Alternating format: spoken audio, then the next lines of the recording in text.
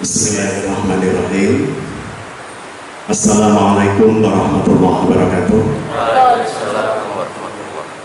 Innal hamdalillahi nasta'inuhu wa nastaghfiruh wa na'udzu billahi min shururi anfusina wa min sayyiati a'malina may yahdihillahu fala mudilla lahu wa may yudlil fala hadiya lahu.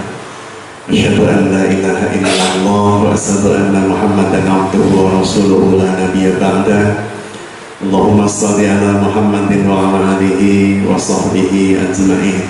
Amma ba'd. Alhamdulillah, puji syukur kehadiran Allah Al-Khaliq Al-Musawwir Al-Mudabbir Al-Hakim yang senantiasa memberikan suguhan terbaiknya kepada kita, sehingga kalau ada suguhan Allah yang kita tak merasa baiknya, itu pasti kesalahan pemahaman dan persepsi kita atasnya. Suguhan Allah yang senantiasa tertuju kepada dorongan agar kiranya manusia semakin mengenalnya. Maka apapun yang diberikan oleh Allah kepada jenengan kula sami, cuaca, keadaan, apa istilahnya ya, cuaca, hawa dan seterusnya itu keseluruhannya adalah bagian dari cara Allah Subhanahu wa taala agar kiranya kita semakin bisa mengenalnya. Dan ketika kita semakin mengenalnya, maka yang mewujud berikutnya adalah rasa cinta atau mahabbah. Dan ketika kemudian yang muncul adalah mahabbah, maka akan menghadirkan ketaatan kita atas perintah-perintah Allah dan kesukaan kita untuk meninggalkan larangan-larangan Allah Subhanahu wa taala. Salawat salam semoga senantiasa teriktikad bi qalbi wa qawlu bil lisan wal af'alu bil arkan ala Rasulillah sallallahu alaihi wa alihi wasallam, uswah dan qudwah terbaik kita yang dengan rahman rahim Allah Subhanahu wa taala dijadikannya beliau sebagai tauladan yang kita diperintahkan untuk mengikutinya dan bagian dari sunnah-sunnah Rasulullah sallallahu alaihi wasallam, baik berupa qaulnya, fi'liyahnya, bahkan sukutnya atau diamnya Rasulullah sallallahu alaihi wasallam. Ikhwan rahmati fillah rahimakumullah, ketika tema Thariq bin Ziyad ini diangkat, maka saya yakin yang tergambar di dalam benak jenengan semua seorang laki-laki tinggi gagah dengan pedang di tangan kanan, tubuh yang kokoh lagi kuat, mata yang mungkin setajam elang pandangannya. Maka kemudian ketika saya menyampaikan kok pakai baju batik begini gak matching gitu. Jadi biasanya kalau saya pakai baju begini nyampaikan perjuangannya Sunan Kalijogo ya rodo-rodo pantas. Tapi ketika kemudian hari ini saya membawakan materi Thariq bin Ziyad gitu ya, gambarannya ya paling enggak gawe setan lah. Meskipun kemudian kalau bawa pedang beneran ya kalau jamaah sing teko malah. Rekan-rekan yang dirahmati Allah, saya ingin mengawali bahasan tentang Thariq bin Ziyad ini dari sejarah kehidupan kaum muslimin yang terjadi sekian ratus tahun, ya kurang lebih 120-an tahun sebelum kemudian peristiwa yang akan kita papar, kita kaji pada malam hari ini saya sampaikan. Thariq bin Ziyad ini adalah salah seorang panglima perang kaum muslimin yang hidayahnya terwasilahkan oleh salah seorang hamba Allah yang luar biasa yang bernama Musa bin Nusair. Musa bin Nusair ini salah seorang panglima perang yang pilih tanding, sosok luar biasa, piawai di dalam mengatur strategi, yang dikirim oleh Khalifah Malik atau Al-Walid bin Al-Malik yang pada saat itu beribu kotakan Damaskus di Syam. Nah, yang menarik dari kisah Thariq bin Ziyad, dari Thariq bin Ziyad, dia justru merasakan kedamaian Islam dan kemudian memeluknya itu pada saat kemudian bangsanya berseteru dengan kaum muslimin. Jadi Thariq bin Ziyad ini berasal dari suku atau bangsa yang kemudian disebut dengan Berber, atau kita biasa menyebutnya dengan barbar. Dan barbar itu konotasinya kasar, tidak punya etika, dan seterusnya. Maka kita akan coba untuk lihat, benarkah barbar memang secara real terdefinisikan seperti itu, kehidupan mereka secara real seperti itu, ataukah itu merupakan kalimat bahasa kosakata yang kemudian digunakan oleh musuh-musuh Allah untuk mengecilkan sosok Tariq bin Ziyad atau yang lainnya, ya, sama dengan cerita atau kisah tentang munculnya budaya Abril Mop dan seterusnya yang saya yakin jenengan semua sudah banyak membaca dan mengkaji. Jadi saya awali dari kekhilafan Islam ketika mulai muncul fitnah. Kita tahu bahwa setelah Rasulullah SAW wafat, meninggal dunia, beberapa sahabat Ansor itu sempat berkumpul di Saqifah Bani Sa'adah. Jadi pada saat itu beberapa sahabat Ansor berkumpul di sana dalam rangka untuk memilih mana di antara mereka yang kemudian layak untuk dijadikan sebagai pemimpin negara pasca Rasulullah. Saya tidak mengatakan Nabi setelah Rasul, tapi pemimpin negara setelah Rasulullah. Itu menunjukkan bahwa Rasulullah SAW memiliki peran dalam banyak variabel kepemimpinan. Apakah memimpin diri sendiri, memimpin para putra-putri beliau, istri beliau, sahabat beliau, sampai kemudian kita berbicara tentang negara. Jadi ketika Rasulullah SAW wafat, beberapa sahabat Ansor berkumpul di Saqifah Bani Sa'adah untuk memilih siapa yang paling layak di antara mereka menggantikan posisi Rasul sebagai kepala negara. Kaum Muhajirin sedang disibukkan mengurus jenazah Rasulullah SAW, mobil khusus Ahlul Bait. Ketika kemudian kaum muslimin, mobil khusus kaum Muhajirin dan Ahlul Bait disibukkan mengurus jenazah Rasul, tiba-tiba kemudian ada seseorang yang melaporkan kepada Umar ibn Khattab radhiyallahu anhu, sesungguhnya saudara-saudara kita Ansor sedang kumpul di Saqifah, sedang merundingkan, sedang membicarakan siapa yang layak untuk menjadi khalifah, siapa yang layak untuk menjadi amir atau pemimpin. Maka kemudian Umar mendatangi mereka. Saya pungkas kisah ini setelah kemudian berdebat dengan dalil-dalil yang luar biasa, terpilihlah kemudian Abu Bakar sebagai khalifah hari itu juga, atau saat itu juga, di saat Ali bin Abi Thalib, di saat Utsman bin Affan sedang mengurus jenazah Rasul yang belum dimakamkan. Jadi jenazah Rasul belum dimakamkan, dalam tanda petik ini, dalam tanda petik sesuatu yang kemudian orang melihat perseteruan untuk mendapatkan kekuasaan itu sedang terjadi di Saqifah. Dan ini yang kemudian membuat sekelompok orang yang kemudian kita biasa menyebutnya dengan golongan Syiah, mereka mengatakan bahwa Ali bin Abi Thalib dikhianati oleh Abu Bakar dan Umar. Kenapa dikatakan demikian? Karena Ali bin Abi Thalib dan Utsman sedang mengurus jenazah Rasul di Saqifah. Kaum Ansor sedang berkumpul untuk menunjuk siapa yang layak jadi khalifah. Umar mendengar kemudian datang ke sana bersama Abu Bakar dan Abu Ubaidah al-Jarrah, sampai kemudian berdasarkan kesepakatan saat itu dipilihlah Abu Bakar sebagai khalifah. Maka orang-orang Syiah kemudian menuduh bahwa Abu Bakar dan Umar bin Khattab memiliki syahwat kekuasaan yang tidak terkontrol, sehingga jenazah Rasul belum dimakamkan, kemudian mereka menetapkan siapa yang menjadi khalifah atau pemimpin negara. Kenapa nggak nunggu jenazah Rasul dimakamkan? Kalau kemudian kita membaca sejarah itu secara letterless, tanpa kemudian kita kaitkan sejarah itu dengan peristiwa detail yang terjadi terhadap jenazah Rasulullah SAW, maka pemahaman ini bisa jadi akan merasuki kita juga. Kalau kemudian kita menggunakan rasa untuk menilainya.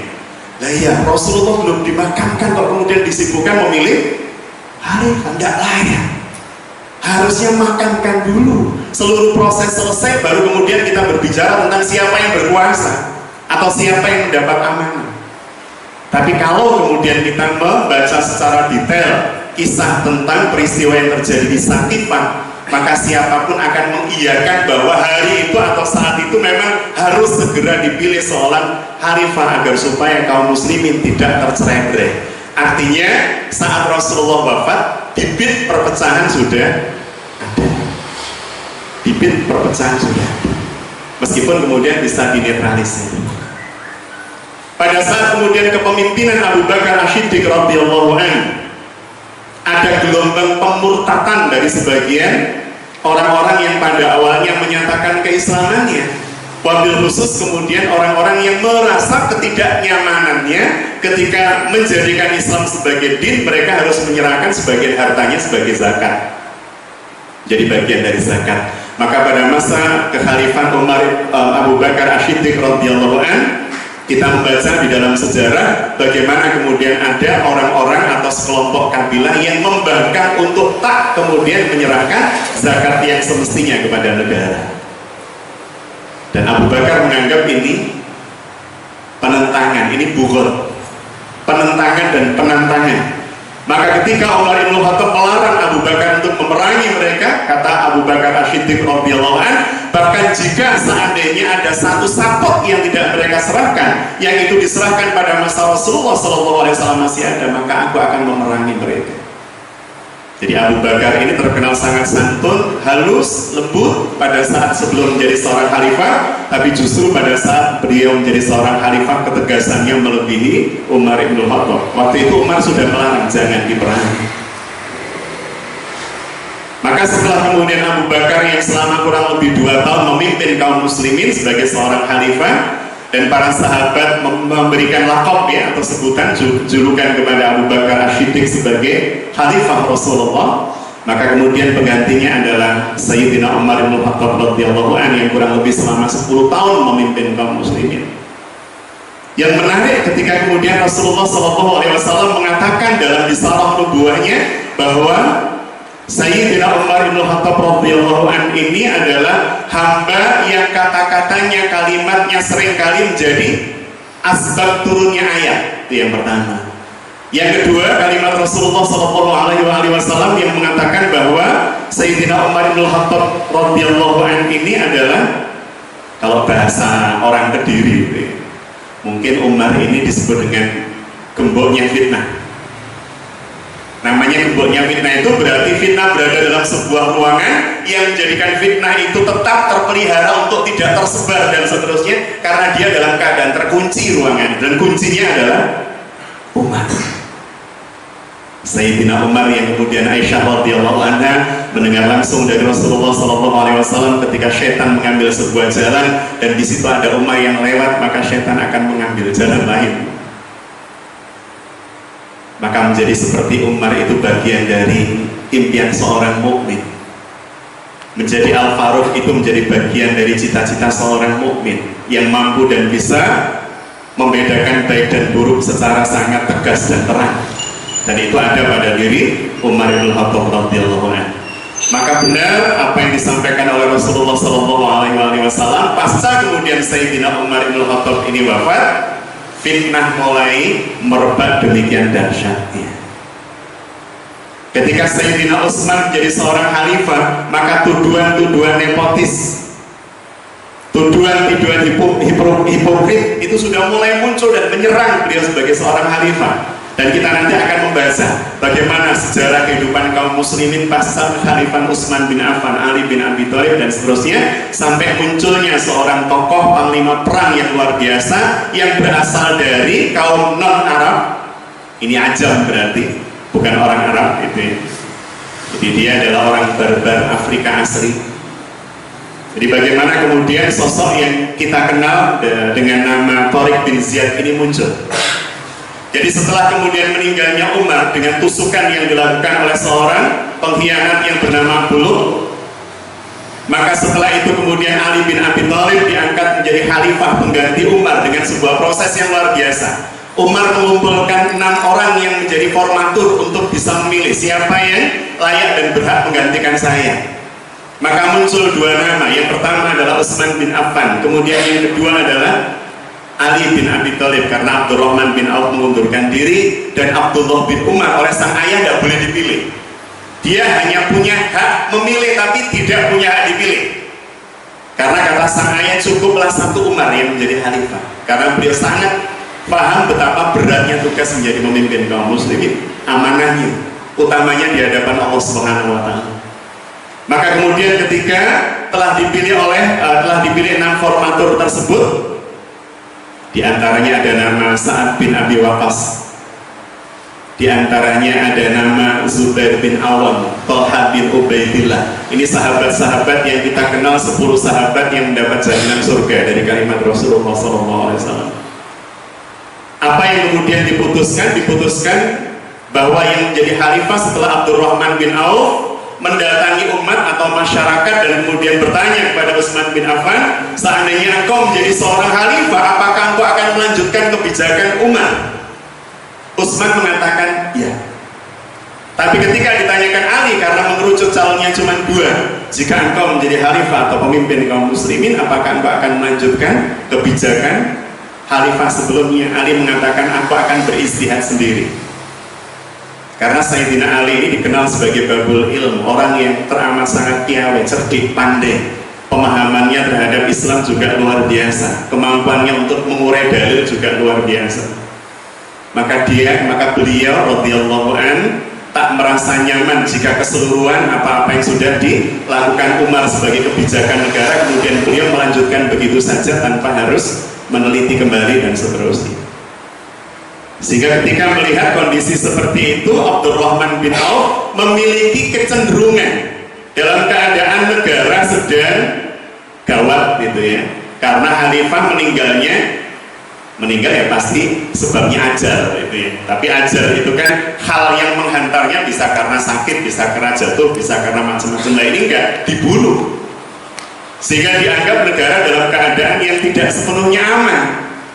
Sehingga kalau kemudian kebijakan setelah Umar itu kebijakan baru, bisa jadi kondisi negara bertambah sulit untuk distabilkan. Maka kalimat Utsman ketika menyatakan bahwa saya akan mengikuti apa yang sudah diputuskan oleh Umar, itu menjadikan Abdurrahman bin Auf lebih nyaman dengan para sahabat yang lain untuk membaiat Utsman bin Affan.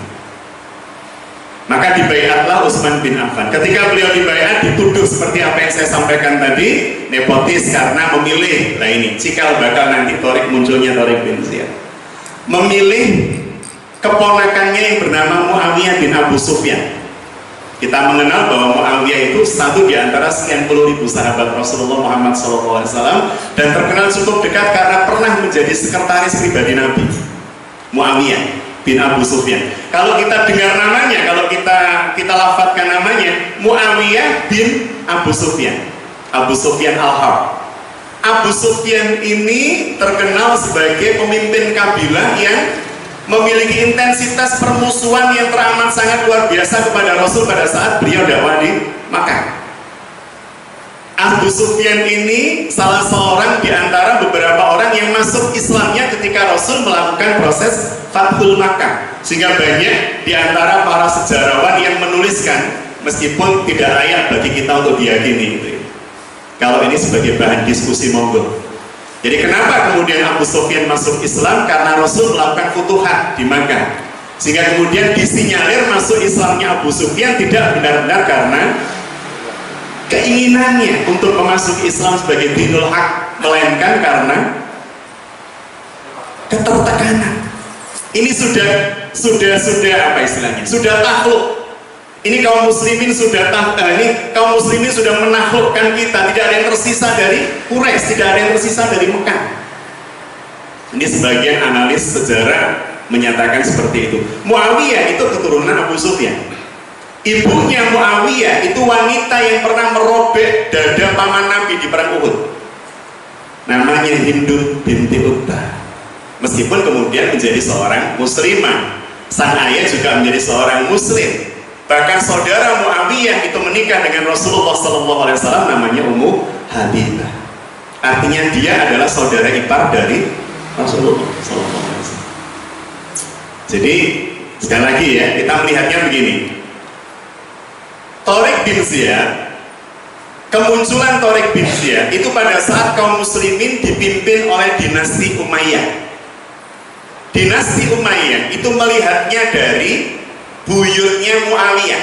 Jadi Muawiyah itu anaknya Abu Sufyan, Abu Sufyan itu anaknya Harb itu anaknya Umayyah. Maka disebut Bani Umayyah. Jadi Umayyah ini punya anak 2. Yang pertama namanya Harb, sisi kiri Harb itu artinya perang. Kemudian yang kedua namanya Abul As. Abul As ini punya anak namanya Affan, salah satunya. Affan itu bapaknya Utsman. Utsman bin Affan bin Abul As. Ya. Umayyah dari sisi kiri punya anak Harb, punya anak namanya Abu Sufyan. Abu Sufyan itu sepupunya Utsman berarti. Sepupunya Utsman. Kemudian Abu Sufyan punya anak namanya Muawiyah. Muawiyah punya anak namanya Yazid dan seterusnya. Dari Yazid dan seterusnya, dari kanan dan seterusnya ini menjadi khalifah. Ini kemudian kita sebut dengan Bani Umayyah. Kekhalifahan Bani Umayyah. Dari keturunan Umayyah tadi yang punya anak Hab sama Abul As. Melalui sisi yang berbeda, lengan keturunan atau nasab yang berbeda. Sampai kemudian Al-Walid bin Malik. Al-Walid bin Malik ini khalifah yang pusat kekuasaannya ada di Damaskus, Syria. Yang menarik sebelum kita sampai Al-Walid bin Malik dan seterusnya ini, Ikhwan fillah rahimahumullah, pada saat kemudian Utsman bin Affan tadi menjadi khalifah, Muawiyah yang ponakannya, kan ponakannya tadi ya. Muawiyah itu anaknya Abu Sufyan itu sepupunya. Berarti Muawiyah itu ponakannya Utsman. Dijadikan sebagai khalifah dijadikan sebagai gubernur di Syam, didudukkan menjadi gubernur di Syam. Muawiyah tak pernah punya masalah, sosok yang sangat diketahui dekat dengan Allah dan Rasulnya, bla dan seterusnya. Sampai kemudian Utsman terbunuh dengan cara yang teramat sangat biadab. Yang kalau kita menggunakan nalar sederhana nggak nyampe, nalarnya harus dibuat rumit untuk bisa nyampe memang. Alasan terbunuhnya Utsman ini. Jadi ketika kemudian Utsman bin Affan terbunuh, maka kemudian Muawiyah yang merasa sangat dekat dengan khalifah menuntut kepada khalifah pengganti Utsman yang bernama Ali bin Abi Thalib, sahabat Ali bin Abi Thalib ini, untuk segera mengkisos pembunuh Utsman. Jadi Utsman bin Affan membunuh karena dikepung pada saat itu. Setelah sang khalifah ini terbunuh, kekhalifahan yang muncul adalah kekhalifahan Ali bin Abi Thalib yang dipilih oleh Umar. Ketika kemudian Ali bin Abi Thalib dipilih oleh Umar, diangkat menjadi seorang khalifah, mayoritas sejarawan Muslim mengatakan saat itu Muawiyah belum mau berbaiat kepada Ali. Kenapa? Karena di dalam tubuh pemerintahan Ali ada para pembunuh Utsman. Sehingga yang dilakukan Muawiyah adalah bunuh dulu mereka, kisos dulu mereka, baru kami layak berbaiat kepada Anda, wahai khalifah. Saya tak pernah punya masalah dengan Anda. Bahkan ketika ditanya oleh para sahabat yang lain, Muawiyah mengatakan Ali lebih baik dibanding saya. Tapi saya menuntut sesuatu yang secara syar'i. Hak ini memang harus saya tuntut. Kisos atas kaum muslimin yang dibunuh, apalagi ini khalifah. Yang diinginkan oleh Muawiyah adalah tolong pembunuh Utsman itu beresin dulu, kisos dulu. Sahabat Ali bin Abi Thalib berpikirnya nggak bisa. Ini negara dalam keadaan genting, pemberontak masih memiliki kekuatan, sehingga yang diperlukan adalah bersatunya dulu potensi kaum muslimin. Kalau saya kemudian ngurusin ini bahaya sekali. Ini negara sedang gonjang-ganjing. Artinya waktu itu perseteruan antara dua sahabat besar ini, Muawiyah dengan Ali bin Abi Thalib, bukan karena kekuasaan. Berarti ini harus kita catat, kita garis baik. Bukan karena kekuasaan. Bukan karena Muawiyah menginginkan kekhalifahan Ali, bukan, sama sekali bukan.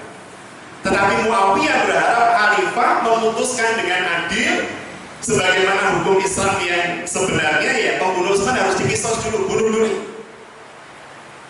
Ali tidak, karena melihat negara secara keseluruhan. Ini kalau kemudian saya beresin pemberontak, bahaya, kekuatan negara masih belum pulih. Saya yakin jenengan ketika diposisikan pada posisi Ali maupun Muawiyah sama-sama memiliki alibi, dasar, dan hujah-hujah syar'i. Sehingga bagi kita tak layak menilai Muawiyah salah atau Ali bin Abi Thalib salah. Tetapi keduanya memiliki kebenaran pada porsi dan posisinya. Muawiyah benar karena itu memang tuntutan syarat kalau ada orang membunuh, apalagi tanpa alasan yang dibenarkan syarat, maka hukumnya adalah kisos. Dan yang wajib melaksanakan kisos adalah khalifah. Maka dia menuntut khalifah tolong dilakukan. Khalifah melihat, Ali melihat keseluruhan negara, nggak bisa. Ini negara masih belum pulih kekuatannya. Kalau ngurusi pemberontak justru bahaya buat negara. Ini kan alasan masing-masing sangat sama-sama kuat, sama-sama syar'i. Akhirnya Muawiyah melihat seperti itu, tidak bisa ini berarti khalifah diingatkan dengan cara seperti ini, tidak bisa. Ya sudah, akhirnya disiapkanlah pasukan masing-masing. 35.000 dari Muawiyah bin Abu Sufyan dan 45.000 dari pasukan negara yang dipimpin oleh Sang Khalifah. Maka terjadilah pertempuran di sebuah tempat yang kemudian kita sebut dengan Siffin. Itulah perang Siffin.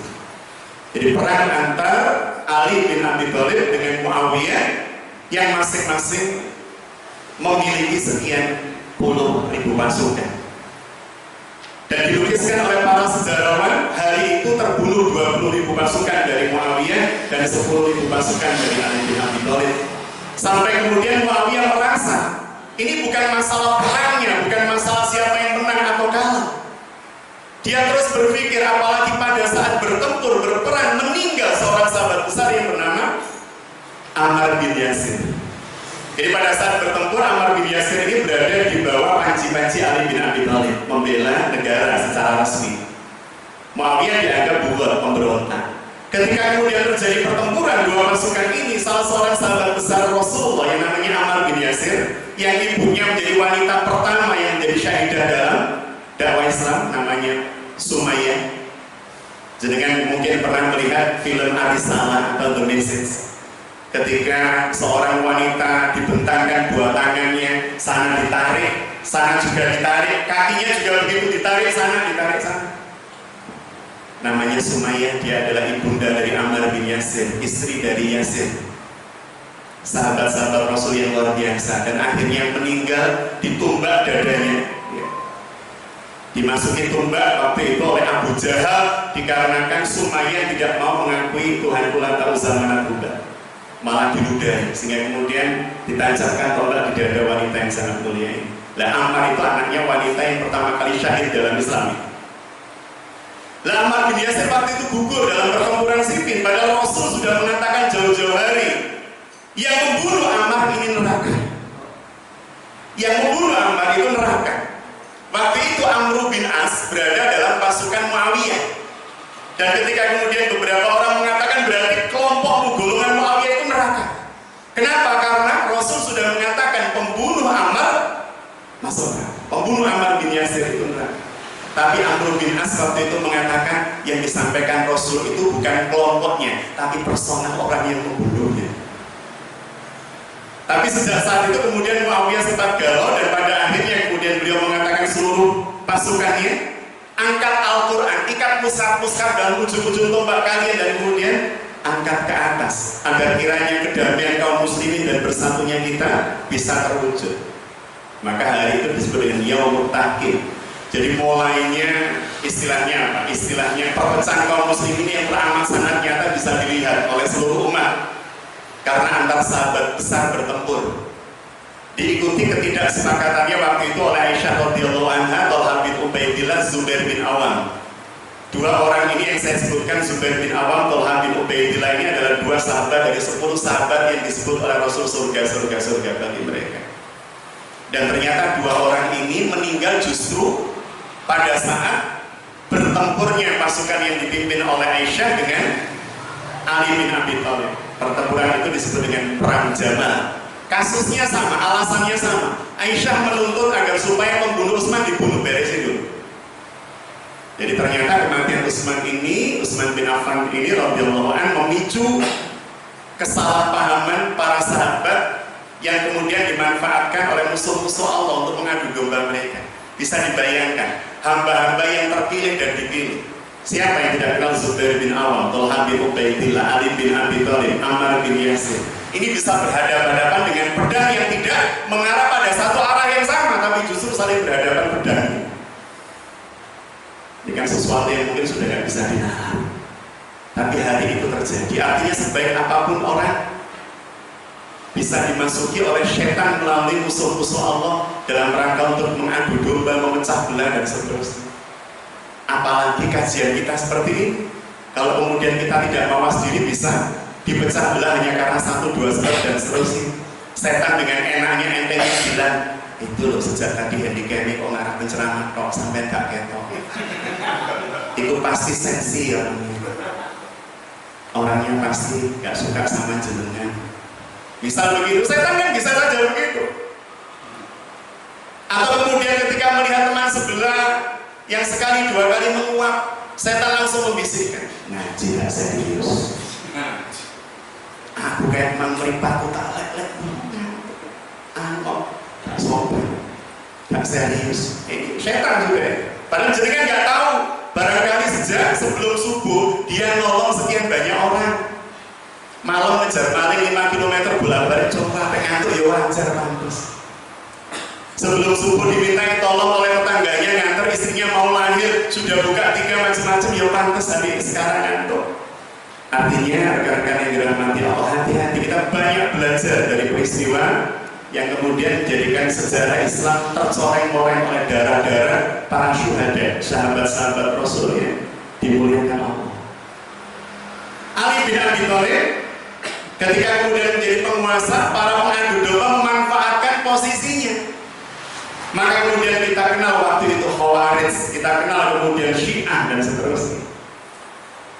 Kaum Khawarij adalah kaum yang pada saat Yaumut Tahkim, pasukan Muawiyah sudah mengangkat Al-Quran, pasukan Ali bin Abi Thalib sudah mengangkat Al-Quran, mereka kemudian protes pada Ali bin Abi Thalib. Kenapa tidak kita selesaikan sampai Allah menetapkan keputusannya? Maksudnya perang sampai kita menang begitu. Sehingga kemudian mereka memisahkan diri akhirnya dari kekhilafahan Ali bin Abi Thalib. Ini yang kemudian kita sebut dengan kaum Khawarij yang berasal dari akar kata Khawarij, keluar. Mereka melepaskan diri dari pembaiatan mereka, bai'atut ta'at mereka atas khalifah. Selesai Ali bin Abi Thalib, kekhalifahan kaum muslimin dipegang oleh Hasan putra Ali. Tetapi ketika melihat konstelasi politik tidak bagus buat kaum muslimin, maka beliau dengan sangat nyamannya mengundurkan diri dan memberikan jabatan kekhalifahan kepada Muawiyah. Maka sejak itulah dinasti Umayyah berkuasa sampai Allah bin Malik tadi itu. Nah, ikhwan wa hadirin rahimakumullah, maka sekarang kita mencoba untuk melihat tentang Tariq bin Ziyad ini. Jadi pada masa Al-Walid bin Malik itu khalifah ada di Damaskus, perluasan kekuasaan kaum muslimin, pembebasan negeri-negeri yang terzalimi itu terus bergerak dari Damaskus Syria. Sambil jenengan bayangkan ya. Damaskus Syria bergerak ke arah, kalau ke sana itu barat, bergerak ke arah barat.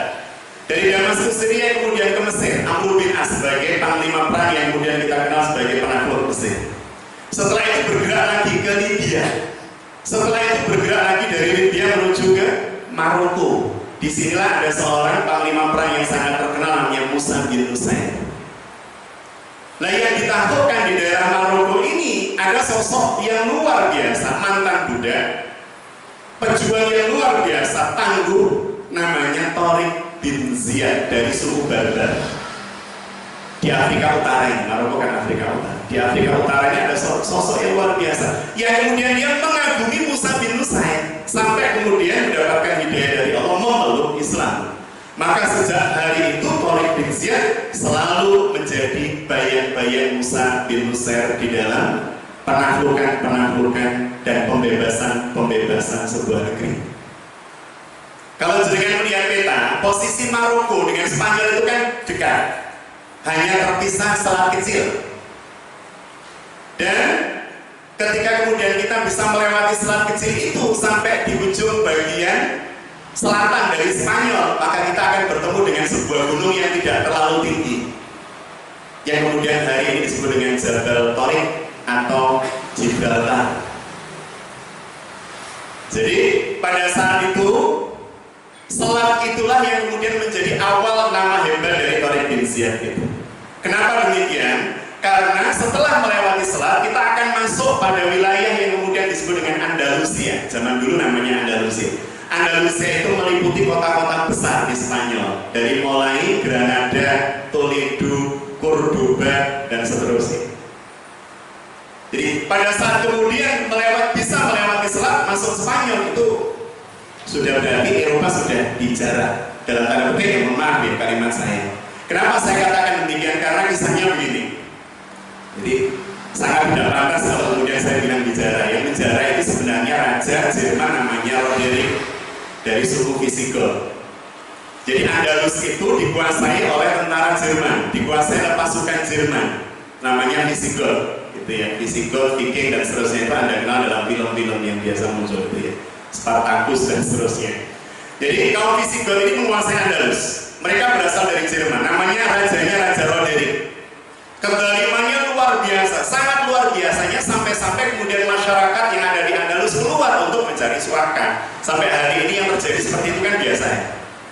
Jadi ketika mereka merasa terdolimi, mereka mencari suaka. Suaka yang terdekat mana? Ya tinggal nyebrang selat saja. Nyampe mana? Maroko. Ketemu siapa? Kekuasaan kaum muslimin. Jadi awalnya begitu. Mereka terdolimi, lari minta suaka, menyampaikan bahwa raja kami zalim, raja kami bla bla bla bla bla bla. Sampai kemudian ada salah seorang pangeran yang juga melakukan hal yang sama, melepaskan diri dari kekuasaan Roderick, lari ke Maroko dan meminta bantuan kaum muslimin untuk bisa menguasai Andalusia. Maka disitulah kemudian Tariq bin Ziyad dikirim oleh Musa bin Nusair. Jadi Musa bin Nusair mengirimkan Tariq bin Ziyad untuk kemudian memimpin pasukan yang akan digerakkan menuju Andalusia.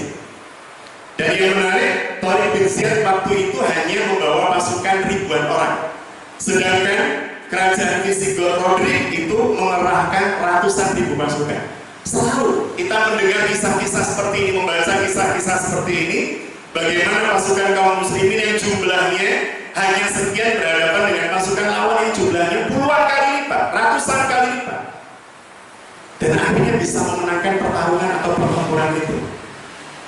Ada di antara rekan-rekan yang pernah mendengar nama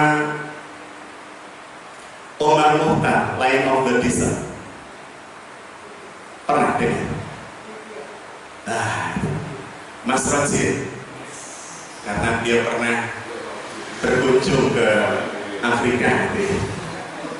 Jadi kata Mas Rajin, dari Libya, Omar Mukhtar itu seorang panglima perang yang paling ditakuti oleh Benito Mussolini. Jadi waktu itu Benito Mussolini mengembangkan kekuasaannya, menganeksasi Afrika termasuk Libya di dalamnya. Tapi dalam pertempuran bertahun-tahun, lebih dari 5 tahun, tak mampu dan tak bisa menaklukkan pasukan yang dipimpin oleh seorang kakek tua 73 tahun yang bernama Omar Mukhtar. Jadi beliau ini guru ngaji, tapi berperan sebagai panglima perang yang kemudian menjadikan Benito Mussolini bukan hanya geleng-geleng kepala, juga geleng-geleng hati gitu ya. Kok bisa orang tua seperti ini mampu mengalahkan pasukan kami di Jabal Ukhtar? Jabal Ukhtar itu gunung yang sangat hijau, itu tempat pasukan beliau. Kita bisa melihat dalam film Omar Mukhtar betapa heroiknya. Dan yang menarik ketika kemudian pasukan Benito Mussolini yang dipimpin oleh seorang jenderal yang bernama Graziani itu bertempur dengan pasukan Omar Mukhtar, bahkan kadang mereka itu harus saling merantai pasukannya. Kadang dia itu harus merantai pasukannya antara satu orang dengan orang yang lain, agar supaya apa? Tidak lari dalam peperangan, saking takutnya dengan Omar Mukhtar. Jadi kalau misalnya dirantai itu kan melayu cici melayu kabeh, jika nggak mungkin terjadi. Jadi sampai seperti itu karena karisma, kewibawaan, keluar biasaan Omar Mukhtar yang menjadikan Jenderal Graziani menjadi angkat topi benar dengan orang ini. Dan kemudian tertangkapnya Omar Mukhtar juga dengan cara dijebak sebagaimana Diponegoro dijebak oleh Belanda. Dan ada satu hal yang kemudian kita harus menggarisbawahi dan ini sangat penting sebelum saya lanjutkan pada sirah dari Tariq bin Ziyad. Sekedar meluruskan, Tariq bin Ziyad itu bukan sahabat. Dia adalah tabi'in atau bahkan tabi'in. Ya, kita melihat kehidupan Tariq bin Ziyad itu yang pertama tidak pernah berjumpa dengan Rasul, karena syarat sahabat itu harus pernah berjumpa dengan Rasul langsung, berinteraksi dengan Rasul langsung.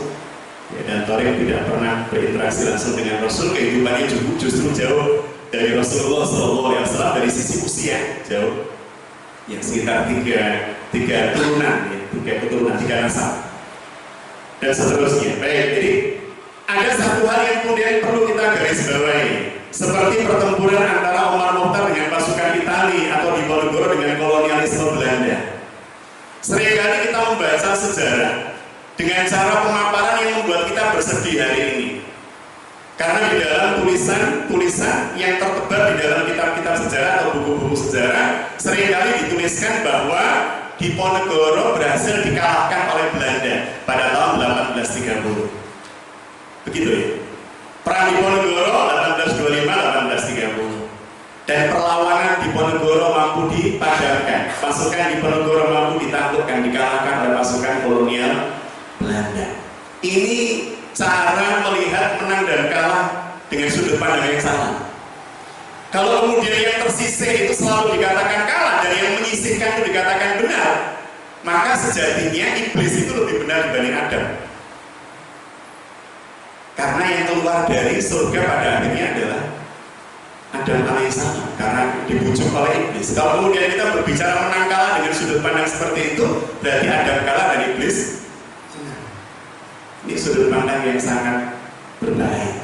Maka ketika kemudian Ibrahim tertahan oleh Namrud, karena Namrud tidak mampu menjawab alibi atau argumentasi Ibrahim dengan cara yang smart, ketika kemudian Namrud bertanya kepada Ibrahim, tunjukkan apa hebatnya Tuhanmu sehingga kemudian engkau minta semua orang menyembah dia.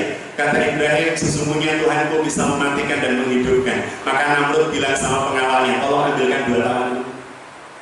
Diambilkan 2 tawanan. Dia tanya lagi, wahai Ibrahim, kehebatan apa yang dimiliki oleh Rob, oleh Tuhanmu? Tuhanku adalah Tuhan yang mematikan dan menghidupkan. Maka kemudian si Namrud mengambil pedang.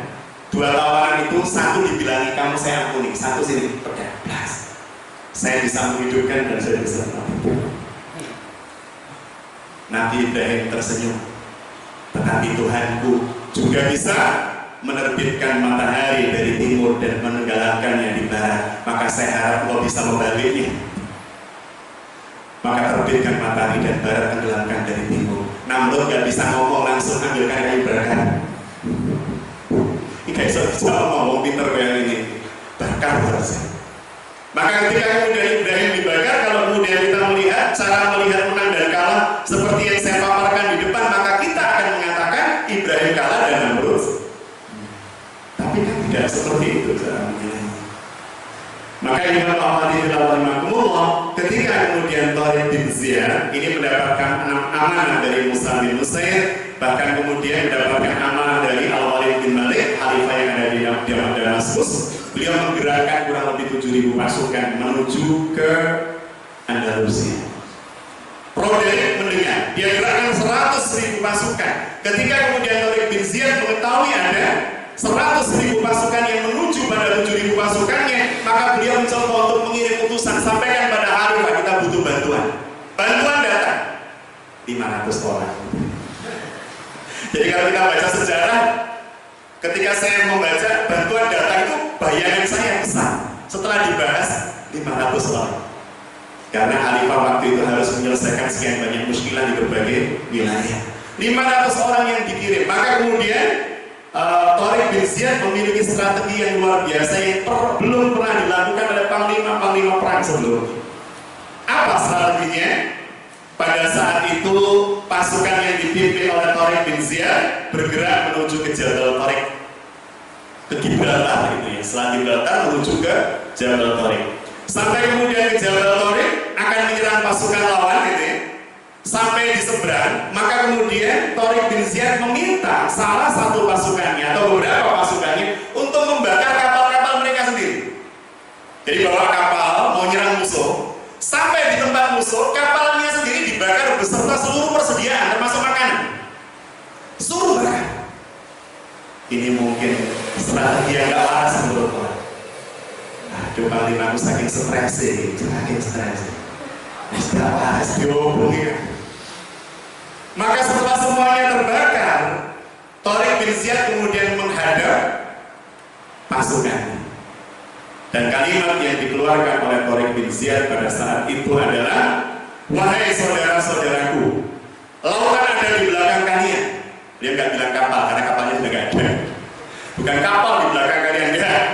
Belakang kalian tinggal lautan gitu.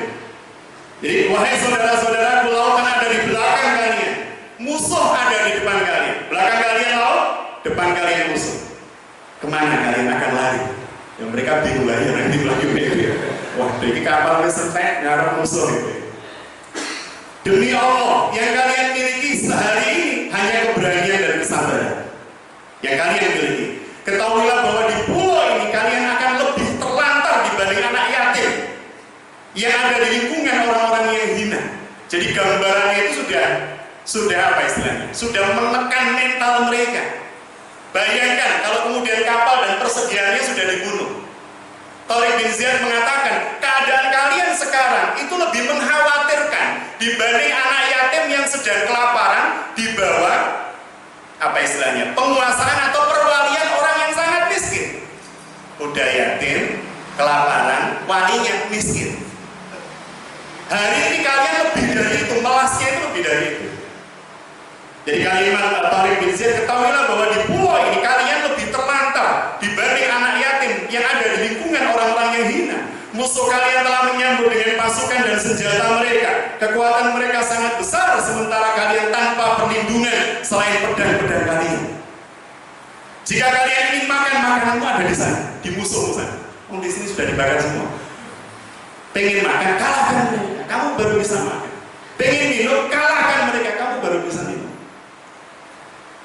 Ya Allah, kalau jenengan kemudian diposisikan seperti ini, maka mau tidak mau kalahkan musuh sudah. Tidak mungkin kemudian, ya gimana ya, kita renang aja pulang, tapi terus mirna. Atau kemudian ya sudah, kita serahkan diri saja. Dan subhanallah, hari itu pasukan yang dipimpin oleh Tariq bin Ziyad yang dikabarkan dari 7.500 yang merupakan kaum Arab asli hanya 3.000 orang, sedangkan sisanya Ajam, bangsa Ajam. Ini menunjukkan bahwa Tariq bin Ziyad memaparkan kepada kita sebuah fragmen sejarah Arab tak mesti lebih baik dari Ajam. Ketakwaan itulah yang menjadi parameter dan penilaiannya. Budaya. Rekan-rekan yang dirahmati Allah, musuh kalian telah menyambut dengan pasukan dan senjata mereka. Kekuatan mereka sangat besar, sementara kalian tanpa perlindungan selain pedang-pedang kalian, tanpa kekuatan selain dari barang-barang yang kalian nanti akan rampas dan dapatkan dari tangan musuh kalian. Seandainya pada hari-hari ini kalian masih tetap sengsara seperti ini, tanpa adanya perubahan yang berarti, niscaya nama baik kalian akan hilang. Kalian tidak akan pernah dikenang, dunia akhirat tidak akan dikenang. Rasa gentar yang ada pada hati musuh akan berganti menjadi berani kepada kalian. Oleh karena itu, hari ini pertahankan jiwa kalian. Allahu Akbar. Mas, kata lemes, kowe ya mas. Iya bang Lima, sepurane mas, panganan ini sentek kabeh di belakang. Nek tangan sampai pengen mau, hancurkan, kalahkan. Akhirnya, tidak kemudian, ya gimana, ini kapalnya tidak sengaja terbakar ya tadi. Itu menjadikan semua pasukan pasti akan loyo gitu ya. Jadi beliau memang menjadikan itu sebagai sebuah strategi yang luar biasa, sehingga kemudian kaum muslimin atau pasukan kaum muslimin menjadi ganas. Itu kalimatnya Ustaz Yosua, jadi ganas, seganas coklat gitu ya. Kalau pakai baju seperti beliau ngomongkan Tariq bin Ziyad ya pantas.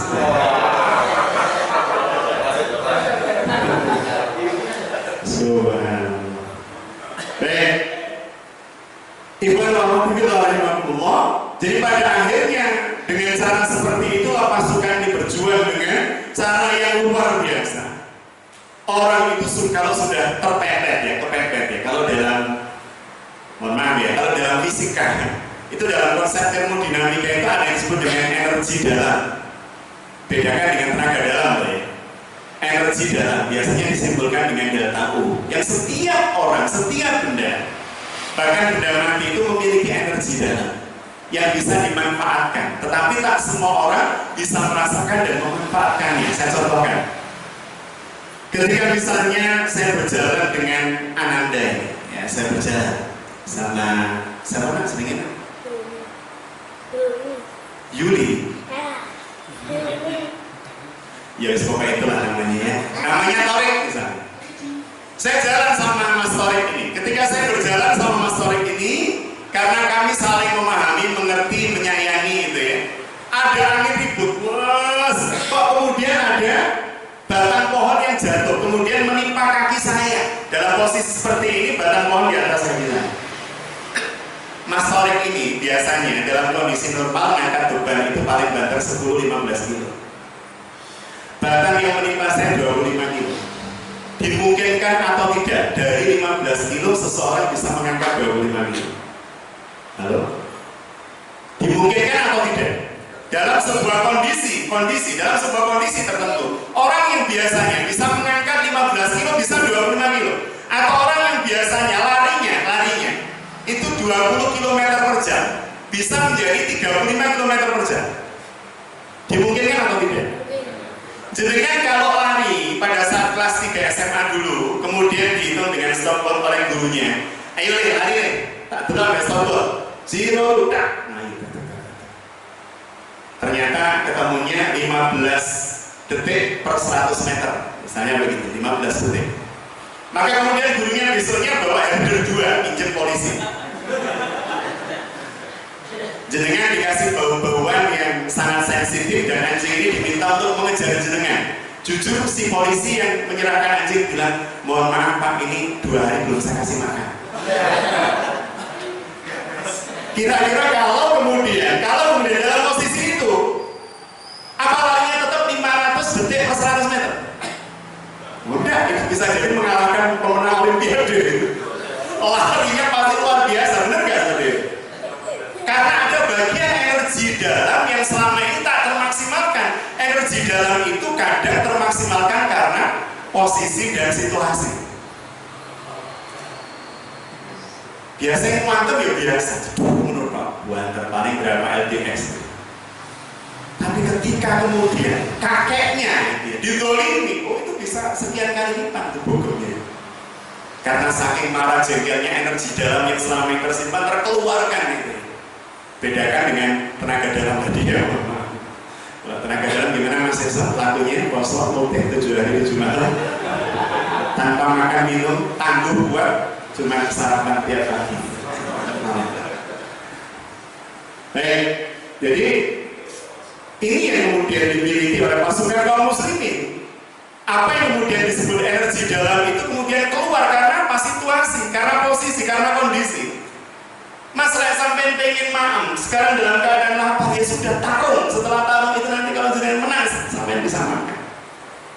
Mas kalau jenengan itu mencintai istri dan anak, pengen pulang bertemu dengan istri dan anak, ini kapalnya nggak ada, jenengan baru pulang kalau nanti bisa merampas kapalnya lama, ya sudah berarti hancurkan lama. Maka kemudian pasukan ini berlipat-lipat, ya berlipat-lipat semangatnya.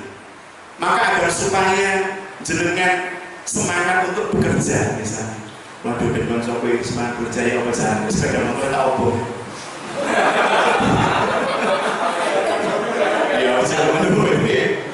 Mestinya saya tahu bohong ya, baru semangat lagi mencari, tidak begitu maksudnya.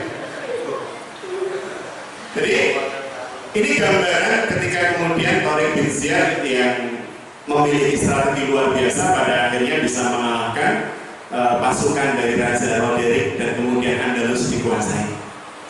Andalus itu pada awalnya Nasrani, dikuasai oleh kaum muslimin di bawah panglima Tariq bin Ziyad, meskipun dia tak menjadi khalifah di sana karena setelah kemenangan ini beliau ditarik di Damaskus oleh khalifah. Tapi setelah itu kemudian Andalus dibawa kepemimpinan kaum muslimin selama lebih dari 600 tahun. Subhanallah. Dinasti Umayyah di Damaskus 90 tahun. Tetapi ketika kemudian melebarkan sayap gitu ya sampai ke Spanyol, dan di sana muncul seorang khalifah sampai ratusan tahun bisa berkuasa di Andalusia. Dan pada akhirnya kaum muslimin yang terlena oleh harta, terlena oleh kenikmatan dunia itu justru kemudian dihancur luluh lantakan dengan cara yang teramat sangat menjijikkan dan mengerikan di Andalus. Jadi peristiwa pembantaian kaum muslimin di Andalusia menjadi sisi gelap sejarah kaum muslimin, karena demikian mudahnya dihancurkan, dikalahkan, dibunuh, disembelih di jalan-jalan, wanitanya diperkosa dan seterusnya. Hari ketika kaum muslimin tak memiliki izzah dan ifat, kemuliaan, kehormatan dan seterusnya, karena akidah mereka telah terbeli oleh dunia. Jadi ketika sebuah bangsa itu fokus pada pembangunan materi, bermegah-megah dan seterusnya, kata Ibnu Khaldun, siap-siap saja negeri itu menuju kehancuran. Karena ketika seseorang sudah sampai pada tataran pemujaan terhadap materi, maka dia pasti akan lupa untuk membangun orang-orang yang meninggikan bangunan itu. Dia lupa untuk meninggikan kemuliaan martabat dari orang-orang yang membangun bangunan-bangunan tinggi. Tembok Cina itu kan dibangun untuk perlindungan bangsa Cina dari serangan luar. Tapi ternyata untuk menghancurkan Cina tak butuh menghancurkan temboknya, tetapi yang dihancurkan adalah pemikiran orang-orang yang berada di balik tembok. Selesai sudah. Artinya Ibn Wahab bilang ini menunjukkan kepada kita sebuah pelajaran besar itu, bahwa sejarah itu senantiasa berulang. Kata Ibn Khaldun, sejarah itu dauro itu kan artinya berputar, siklik. Ini contoh sederhana begini contohnya. Jepang, orang-orang di Jepang, anak-anak di Jepang itu diajarkan sebuah kalimat yang kemudian dilakukan. Kalimat tersebut adalah, ini kalau diterjemahkan dalam bahasa Indonesia, Nobunaga menumbuk padi, Hideyoshi menanak nasi, Ieyasu memakannya dan menikmati 7 turunan. Apa yang dimaksud dengan peribahasa anak-anak Jepang yang kemudian dilakukan hampir setiap pekan ini? Ternyata Jepang dulu adalah bangsa yang terpecah belah, suku, kabilah, dan seterusnya. Sampai kemudian ada seorang kesatria yang bernama Nobunaga, yang dengan kemampuan, kekuatannya, kepiawaiannya, dia mencoba untuk menyatukan Jepang meskipun dengan cara yang brutal dan sadis. Gak belum bersatu, habiskan dengan apa? Lehernya hilang gitu. Gak mau bersatu, lehernya. Nobunaga menumbuk padi, Hideyoshi menanak nasi. Sampai kemudian bertahun-tahun Nobunaga berkuasa, kemudian tumbang digantikan oleh Hideyoshi. Siapa Hideyoshi? Toyotomi Hideyoshi adalah pembawa sendal Nobunaga. Jadi Nobunaga itu jenderal luar biasa, raja luar biasa, dan dia untuk sandal saja ada yang bawakan, namanya Toyotomi Hideyoshi. Tapi justru dia yang kemudian menjadi raja setelah Nobunaga. Dan Hideyoshi, kalau kemudian kita ingin jadi seperti Hideyoshi, ya siap-siap siapa yang bawakan sandalnya ini. Ustaz, sandalnya saya bawa Ustaz. Ya nanti kalau jenengan sudah ada ceramah, saya ceramah misalnya. Mau bawa sandal saya dibuat. Buat maaf ya, kegiatan saja. Oh iya, namanya gak mirip dengan Hideyoshi. Jadi Toyotomi Hideyoshi. Sampai kemudian dia menjadi raja, dan ketika dia menjadi raja terkenal sebagai orang yang piawai memanajemen kota negara. Maka kemudian sejak Hideyoshi menjadi raja, bangunan-bangunan yang bagus muncul di Jepang. Tetapi ada satu orang yang memiliki kemampuan dan kesabaran luar biasa untuk menunggu momen terpenting agar supaya bisa mengambil alih kekuasaan. Namanya Takagawa Ieyasu. Jadi menang, orangnya pendiam. Tetapi diamnya itu dalam rangka menunggu kesempatan untuk bisa masuk. Maka pada saat mendapatkan momen itu, dia masuk dan kemudian bisa menggantikan keturunan Hideyoshi. Karena setelah Hideyoshi masih ada beberapa keturunannya, dan kemudian Ieyasu masuk untuk menjadikan dirinya raja Jepang dengan era keemasan yang disebut dengan era kesogunan Takagawa Ieyasu. Dan era kesogunan ini dihilangkan dengan restorasi Meiji di Jepang. Nah yang menarik, cerita ini kemudian hampir-hampir sama berulang di sebuah rumah di Surabaya pada tahun 1920 dalam wujud dan bentuk yang lain. Di Rusia juga begitu, kisah Stalin dan seterusnya. Di Surabaya ada rumah milik yang dimiliki oleh Haji Omar Said Cokro Aminoto, H.O.S. Cokro Aminoto. Di rumah beliau ini indekos top 3 tokoh pemuda yang brilian, sangat brilian, ketiga-tiganya. Yang pertama namanya Soekarno, yang kedua namanya Marijan Kartosuwiryo, yang ketiga namanya Ismaul. Yang satu tokoh PKI murni, yang satu Islam Kowejan Kartosuwiryo, dan yang ketiga Soekarno.